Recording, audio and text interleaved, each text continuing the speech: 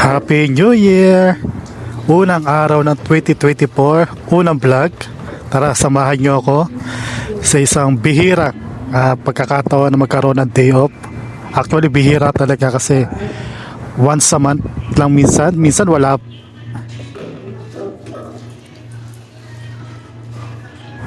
Medyo mahaba na rin yung buhok ko. Kailangan ko magpagupit.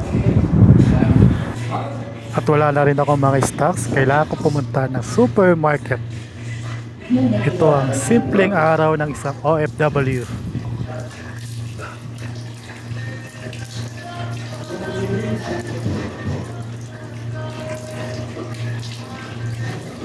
Time check, 4 p.m. narito sa Saudi Arabia. Medyo hapon na ako nagising kasi madaling araw yung uwi ko kanina after ng duty.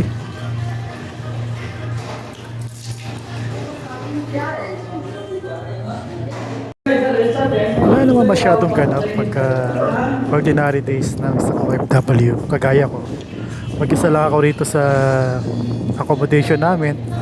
Mag-isa lang din ako sa work na Pinoy. Medyo mahirap kasi kailangan mo makibagay sa ibang lahi, mga Indiano, Nepali, Saudi, and then nasa isang lugar pa ako na part na Saudi Arabia na medyo strict, which is dito nga tayo sa Makkah.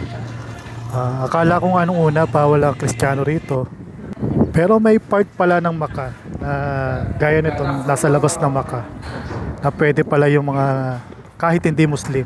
Siyempre bawal akong lumabas o pumunta sa ibang area kasi pagka nahuli ka, alam mo na kung anong mangyayari sa'yo.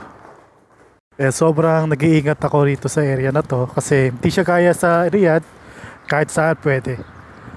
And dati 3 years din ako sa Abha, Kamis, na part din siya ng Saudi Arabia before, pero hindi ganun ka-strict gaya rito sa Makkah. Saka respeto natin yung bansa nila. First stop natin, magpapagupit tayo dito sa hindi ko alam kung ano tawag dito eh. Pero maganda yung ano rito, mga barbershop dito, lahat naka-aircon. Medyo may kamahalan nga lang, 15 riyal. Yan, tapos na. Diba parang walang nangyari? Dahil kagigising lang natin, kailangan muna natin kumain bago pumunta na supermarket. Nandito tayo ngayon sa Pakistani restaurant. Umorder ako ng chicken. Hindi ko alam kung curry, masala to. Basta bahala na. Yan. Masarap naman siya. Actually, ito yung kinakain ko madalas dito.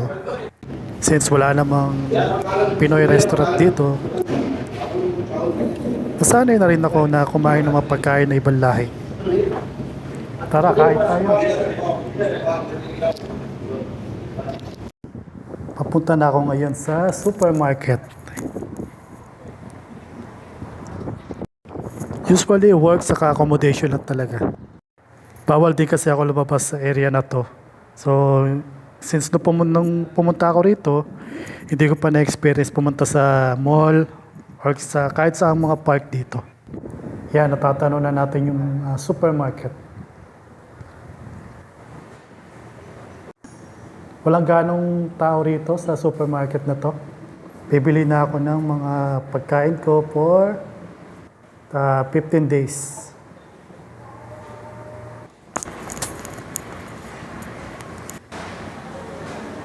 Yun lang yung nakakalungkot dito, no? Wala kang mabiling mga pagkain for Pinoy. Actually, itong soy sauce dito, medyo dito yung usual na ginagamit natin for adobo. Tara, shot tayo. Ito yung mga inumin na walang alcohol kasi bawal dito sa Saudi.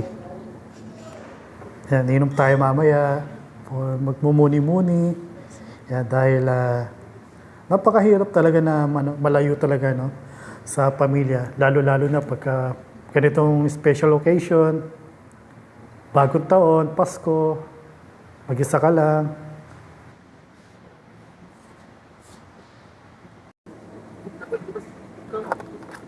It's wala na tayong time for magluto minsan. Yan, ito yung sumasalba sa akin.